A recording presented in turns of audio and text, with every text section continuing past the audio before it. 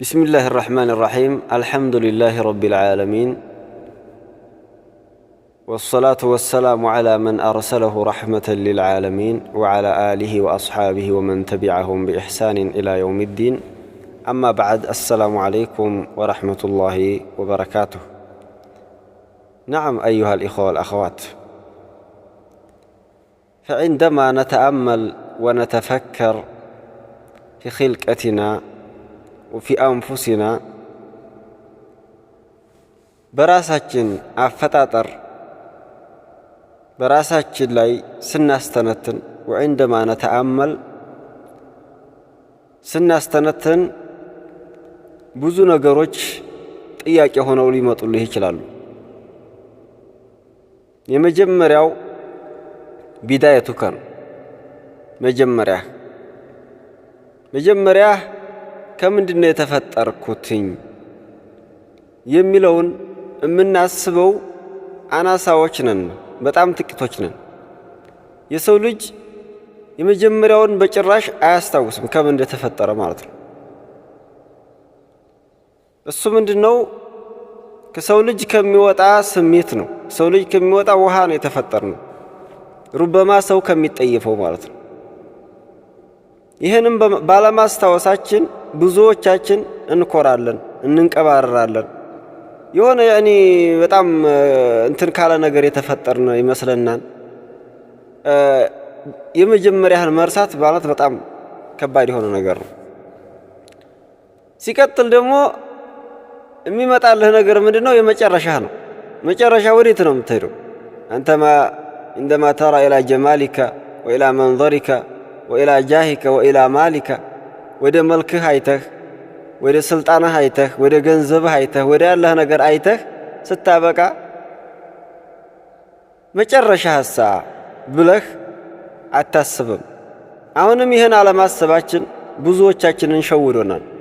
በዚች በዱንያ ህይወት አጭር በሆነች ህይወት እንድንሸወድ አድርጎናል። ያን ምንድነው መጨረሻህ የምታገኝለት መልስ ወደ አፈር ነው የምትቀየረው። ትል ነው የሚበላህ፣ ወደ አፈር ነው የምትቀየረው የሚለው ጥያቄ ነው ይመጣል። ነገር ግን ይሄንም ብዙዎቻችን አናስብም። ሌላኛው በዚህች በሁለቷ መካከል የምታሳልፈው ህይወት የሚያሳዝን፣ የሚያስፈራ፣ የሚያስጨንቅ በድህነት፣ በበሽታ፣ በሐሳብ፣ በፍርሃት የተሞላ ህይወት ነው የምታሳልፈው። አንደኛ ትተክዛለህ በደረሰብህ ነገር ሚነል መሳኢብ፣ ችግር በደረሰብህ ነገር ትተክዛለህ። ቢያንስ ዝም ብሎ እንደዚህ በከንቱ ስላለፈው ህይወት እንኳን ራሱ ወደ በኋላ ዘወር ብለህ ስታስበው ምንም ነገር እንዳላሳካህ፣ ምንም ነገር እንዳልተሳካለህ ልክ እንደ ሰው ሆነህ አንድ ቀን ማረግህን አይተህ ሳትደሰት የሚለው ነገር ስታስበው ያሳዝናል።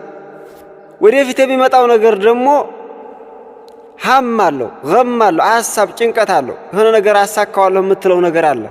ያ ነገር በቀላሉ እንደዚህ ልታገኘው አልቻልክም። ፍርሃት አለ ወደፊት በምታገኘው ነገር ማለት ነው። ሩበማ አንተ ባለህበት ሁኔታም ራሱ በሽታ ላይ ከሆንክ ስቃይ ነህ፣ ድህነት ላይ ከሆንክ ስቃይ ነህ፣ ብዙ ነገር ላይ ከሆንክ ስቃይ ነህ። በዚህ መካከል መሊኡን ቢልሁሙም ወልጉሙም ሐሳብና ጭንቀት የተሞላበት ነው። በሁለቱ መካከል ያለው ህይወት በአንተ በተፈጠርክበትና በምትሞትበት ያሉ ጊዜዎች ወይም ያለ ጊዜ ሩበማ እውቀቱ አነስተኛ ለሆነ ሰው፣ ግንዛቤው ጥቂት ለሆነ ሰው ረዝም ነው ብሎ ስለሚያስብ በዚች በዱንያ ላይ ቢያንስ የሆነ ግብ አሳክቼ ተደስቼ እንኳን ማለፍ አለብኝ፣ የሆነ ነገር አድርጌ ማለፍ አለብኝ ብሎ ለዛ ነገር ሀ ብሎ ከተፈጠረ ጀምሮ ሀ ብሎ እስከሚሞት ድረስ የሚኖር ሰው አለ። ነገር ግን ወደ እስልምና ስንመጣ፣ ወደ ዲናችን ስንመጣ ላላላ እናንተ የተፈጠራችሁለት ዓላማ ለዚህ አይደለም። ይቺ የምታስቧት ህይወትም ደግሞ አነስተኛ ናትኝ። ይልቁንስ እናንተ በዚህ ባሰባችሁትኛ አካሄድ ደስተኛ ልትሆኑ አትችሉም። መጀመሪያ ከምንድን የተፈጠራችሁት? መጨረሻችሁ ምንድነው? በዚህ መካከል የምታሳልፉ ህይወት ይሄ ለይሰ ሚነል ሒክማ ጥበብ አይደለም ራሱ። እንዴት አንድ ሰው እንደዚህ ብሎ ተፈጥሮ እንደዚህ ብሎ ሙቶ ከዛ በዚህ መካከል እንዲህ አይነት ህይወትን አሳልፎ ወሀከዛ የሽቁ ሸቃን ያኒ ወከአነሁ ላ ሸይአ ደግሞ በትንሽ ጊዜያት ሰዎች ይረሱሃል። ከሞት ተቀበር አንድ ቀን ሁለት ቀን ይለቀሳል። ከዛ በኋላ ቀን ወደ ቀን እየተረሳ ትሄዳለህ። ንብረት ሌላ ሰው ይወርሰዋል፣ አንተ ትረሳለህ፣ መልክህ ይጠፋል፣ ብዙ ነገር አለ እና ሁልጊዜ ህያው የምንሆንበት መንገድ አለ። ሁልጊዜ ህያው የምትሆንበትኝ ደስተኛ የምትሆንበትኝ እሱ ምንድነው? እንደማ ተሐቂቁ የሰራህ ጊዜ የኖርክ ጊዜ ያረጋገጥክ ጊዜ ነው። ምንድነው እሱ? የተፈጠርክለትን ዓላማ ያንን ነገር ስትሰራ ነው ማለት ነው። አላህ ሱብሓነሁ ወተዓላ እንዳለው ወማ ኸለቅቱል ጅነ ወልኢንሰ ኢላ ሊያዕቡዱን እኔ ሊያመልኩኝ ነው ብሏል። ያንን ፍርሃት የምታስወግድበት፣ ጭንቀትን የምታስወግድበትኝ፣ ሐዘንህን የምታስወግድበት፣ ፍርሃት የሚወገድበትኝ እዛ ዑቡድያ ውስጥ እዛ ከለላ ውስጥ ስገባ ነው። እዛ አጥር ውስጥ ስገባ ነው። ያኔ ምን ካላቸው ትገባለህ? ወላ ተሂኑ ወላ ተሕዘኑ ወአንቱሙል አዕለውና ኢን ኩንቱም ሙእሚኒን። አትድከሙ፣ ደካማ ትሆኑ፣ አትተክዙ፣ አትፍሩ ይላል አላህ ሱብሓነሁ ወተዓላ። ወአንቱሙል አዕለውና እናንተ የበላይ ናችሁ፣ ኢን ኩንቱም ሙእሚኒን። ነገር ግን ሸርጥ አበጀ አላህ ሱብሓነሁ ወተዓላ አማኞች ከሆናችሁ አለ አላህ ሱብሓነሁ ወተዓላ። ፈሊዛሊከ ይህን ከሆነ ነገሩ ለምን ከዚህ ከለላ ለምን አንገባም? ከዚህ አጥር ለምን አንገባም? ተሕተ ዑቡድያ ተሕተ ጣዓቲላህ ለምን የአላህን ሱብሓነሁ ወተዓላ ትእዛዝ ከአላህ ሱብሓነሁ ወተዓላ ካዘዘው ነገር አንገኝም? ያኔ ያ ፍርሃት ይለቃል፣ ያን ትካዜ ይጠፋል ማለት ነው። ከዛ በኋላ በጣም ደስ የሚለው ነገር ደግሞ ተሽዑር ቢራሓ ወተሽዑር ያኒ ቢልፈራህ በደስታ በረፍት ይሰማሃል።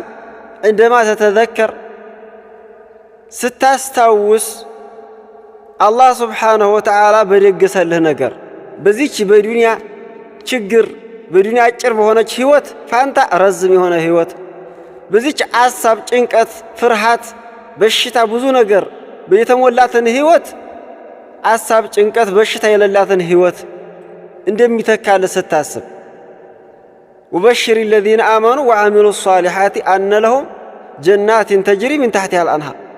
በእነዚህ አይነት ህይወት አላህ አበስራቸው ለነዛ አምነው መልካም ለሰሩትኝ ወደፊት በሚያገኙት ነገር ሱብሓነላህ።